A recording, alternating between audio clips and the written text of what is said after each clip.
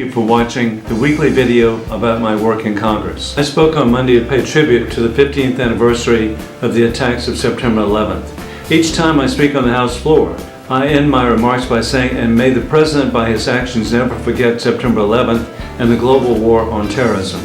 Because we must never forget this devastating mass murder of American families on U.S. soil. I also spoke this week about how under the President's failed legacy on drug policies, as addiction rates and overdose deaths of opioids has increased dramatically. Sadly, this administration's reactions to the public health crisis are too little too late. I'm grateful that Congress acted to address the opioid crisis by passing the Bipartisan Comprehensive Addiction Recovery Act that empowers communities to address the opioid crisis locally. I also spoke on the House floor this week to urge my colleagues to vote for the Strengthening Career and Technical Education for the 21st Century Act. With the rapidly changing job market, quality education and training are vital for a thriving workforce. I'm a grateful sponsor of this piece of legislation and was pleased when it passed the House to create jobs. This week in Congress, I attended hearings in the House Foreign Affairs Committee and the House Committee on Education and Workforce. In the House Foreign Affairs Committee hearing, we passed a bill that prohibits any future ransom payments to Iran, a state sponsor of terrorism.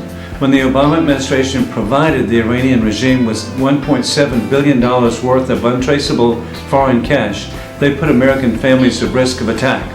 This week, I sent a letter to the Acting Undersecretary for Terrorism and Financial Intelligence demanding answers on what steps his office took to ensure that the payment will not be used to support terrorist activities to kill Americans. I look forward to continuing to advocate for this legislation when it comes before the full House led by Chairman Ed Royce. The Committee on Education and the Workforce met to discuss the juvenile justice reform.